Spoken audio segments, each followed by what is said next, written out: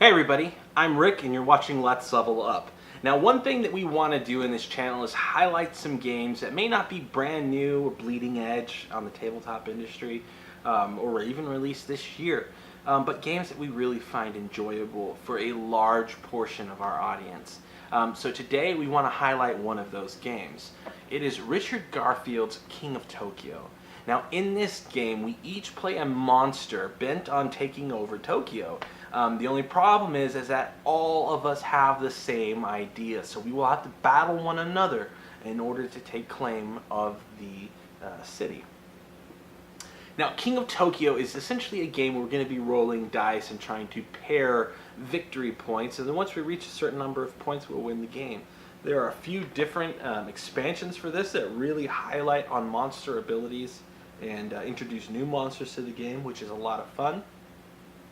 But all in all, King of Tokyo, just the base set, which we'll be looking at today, is a lot of fun. Just the core concepts of it. And again, Richard Garfield has made a lot of really fun games. And this was actually the Golden Geek winner on 2012, and I believe 2011, what does it say? Yeah, Dice Tower 2011 Best Family Game.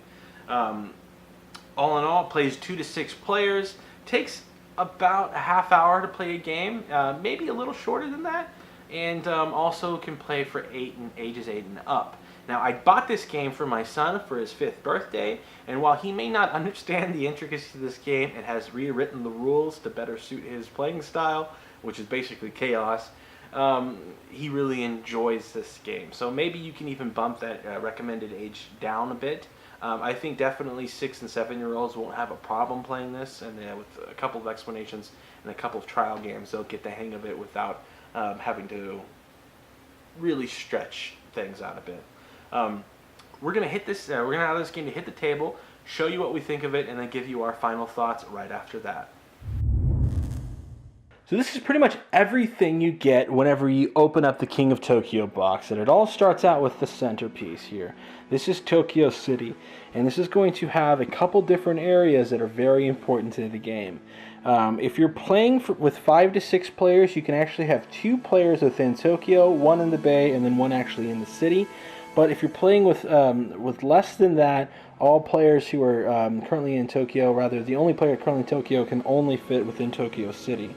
Now, you get a couple different things. You get points awarded to you for entering Tokyo, and then points also for each round you stay in Tokyo. Now, the only disadvantage here is that you can't heal while you're in Tokyo. The also big disadvantage from being in Tokyo is that all the other monsters are going to be gunning for you to get you out of Tokyo. But whenever you take damage, you can choose to flee from Tokyo, allowing the monster who damaged you to take your place. So it's kind of a tug of war there, again, mixed with a little bit of King of the Hill. Alright, let's meet our monsters here. Each monster is going to have a player card here, which has a couple different things. And let me zoom in here so you can see. Alright, so here we have the player card for Gigazar, which is kind of like Godzilla. We have 2 dials here, which are just so awesome. You have your health dial here in the bottom right corner, which allows you to go down from your default health of 10, or even up higher than that, to 12. And you also have your scoring tile. Now the game is going to end depending on where the players agree, either usually 15 or 20. If you're playing basic games, you can go as low as 10 and it'd still be fun. But you start out at 0 there, and this is going to be your tile. Now each player card is going to also have a player figure that's going to represent them, and the artwork in this game is just off the chain. I absolutely love it. This game is so colorful and so extremely well done in its components that it just works so well. iEllo includes these nice little plastic bases for your characters. They fit snugly so that your player can take its rightful spot within Tokyo and stand strong back there. You see him back there? Just sitting there within the city, getting ready to whack any of the other monsters that come their way. You get the point. Tokyo City is where you're going to be earning all of your victory points, so it's important that you get there as fast as you can. Then we have the Mecha Dragon. Again, let me focus here so you can see a little bit better. Again, Mecha Dragon has a couple different things for you to take advantage of. We also have the Cyber Bunny, which is it's a really cool little mech bunny. The Kraken, the King, and the Alienoid. So all of these are going to represent the base characters. And again, in the vanilla version of King of Tokyo, these characters don't have any real distinguishing features from one another. However, with the expansions, they can get roles that they can evolve into that really make them stand out from one another, which is very cool. Also in this game, we're going to have different dice here, which we'll be using. You have your basic dice, which are going to be in black. Oh, excuse me. In black, and then you have bonus dice that you're allowed to get that can actually enhance your abilities. As well as a deck of cards which you're going to be able to use and purchase additional abilities that will help you in your fight against Tokyo. Now what we're going to do is kind of set things up for an explanation of rules and kind of show you how the game is going to flow. Alright, what we have set up is a 3-player game of King of Tokyo. Now, since we're playing 3 players, remember that the Tokyo Bay is going to be off limits and we're not going to be using that this turn. In this corner, we have the Kraken versus Gigazor versus the Cyber Bunny. Now, the only thing that we haven't set up yet is our deck of cards. And I wanted to quickly go through a couple of these cards here and show you what we're going to be talking about. These are monster enhancements and powers that we're going to be able to do if we have enough energy to buy them. Now the game is going to start with a neutral bank of 3 cards, which we'll be able to buy from. So let's look at our top 3 cards here. Okay, all of these cards are worth 5 energy. So we have to have 5 energy cubes saved up, which are represented by these green little cubes, which are really nicely done. They're kind of translucent so you can see through them, and overall very, very high quality component there. But here we have apartment building. It says we discard this card and gain 3 victory points.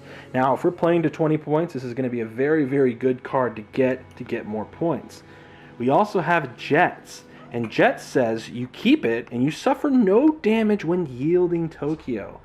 So this is very awesome. So if you yield from Tokyo and somebody attacks you and you have to flee, you're going to suffer no damage during that combat. So if it would potentially kill you, you use the Jets, you get out of there without suffering any damage. And then we also have the Giant Brain. And the Giant Brain says you keep this and you have 1 extra reroll per turn. Now you have up to 2 rerolls naturally, and you can reroll any of the 6 basic dice up to 3 times. So what we're going to do is we're going to set this deck right here, and we're going to set the 3 cards from it right there that we'll be able to purchase. So now we're set up and ready to play. The only other thing is to make sure that our 6 dice are in an area where all players will have access to them. Okay, and sorry, one last thing. When a monster takes control of Tokyo City, all the monsters are going to deal damage to it. But he is going to deal damage to all the monsters outside of the city at the same time. And damage is dealt by getting a claw strike from the dice that you roll. So remember, you're going to roll these dice up to 3 times. So your initial roll and then re-rolling up to twice. And then depending on what you're wanting to do, be able to score these points. So let's look at the different sides of the die real quick. So we have the claw, which is going to be a strike. We've got the numbers 1, 2, and 3, which are going to be ways to get victory points. We have a heart, which will heal 1 point of health, and a lightning bolt, which will yield 1 energy. So we can kind of build our dice pool of these 6 base dice any way that we want. So to determine who's going to go first, each of these players is going to roll all 6 dice, starting with the Kraken. So the Kraken gets no strikes. That's what we're looking for. We're looking for claws. And then Gigazar, no claws. And then finally the Cyber Bunny,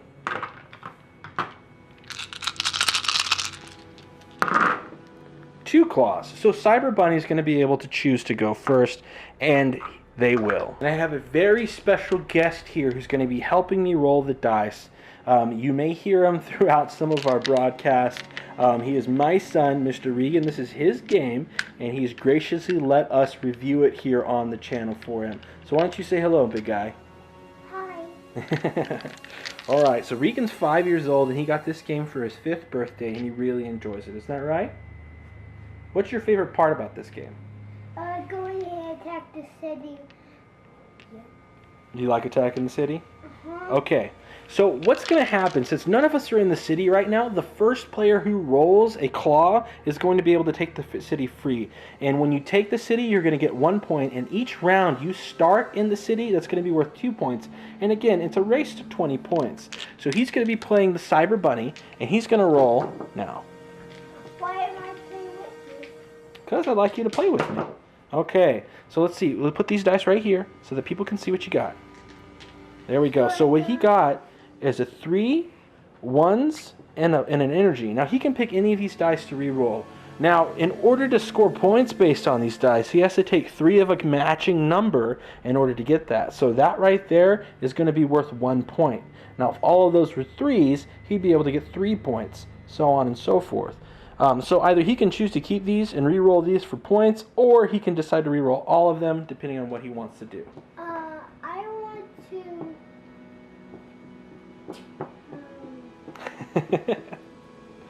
I really want to attack. Okay, you want to attack, but you don't have anything to attack right now, so you're just going to be taking the city. No, I'm going to attack him. Okay, well you can't do that yet because you're not yet in the city. So why don't you go ahead and re-roll those one more time. Give him a good roll. And what was that last part about if you get a claw and you go in the city and get a point? Yep, you get a point. Okay. All right, let's see. He's got a couple claws there, so he'll be able to use one of those and take the city. Yeah. Taking that one. Okay. Because it's my extra one. And in general, guys, you're going to wait till all the dice have finished rolling before you're going to execute that. But Regan's got a special case because he has his own brand of rules he likes to play with this game. Okay, and then what are you going to do with the rest of those dice? And again, put them over here so people can see. Okay, got 1 energy. Okay. A 1. And another claw. Okay, that's in addition to his other claw that he's saving. And a heart. And 2 hearts. So you're full on health right now, so you don't need those. If I were you, I'd keep this energy and re-roll those to see if you can get some more energy. I'm going to go ahead and save these in case if I take damage. Okay, but you don't use those right now for anybody keeping score of the rules violations. He's going to keep his 2 health. There's no real need to do that because you can't keep those between rounds. But again, special case because he's the bub. All right, so what about these 2? Go ahead and roll the 3. Okay. All right, so he ends up with 2 3s and another claw.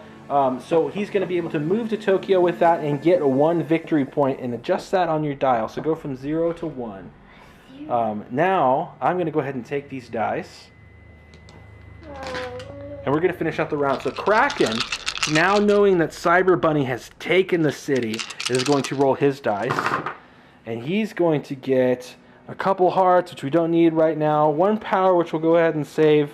We're going to save these 2 3s as well, and we're going to re-roll these.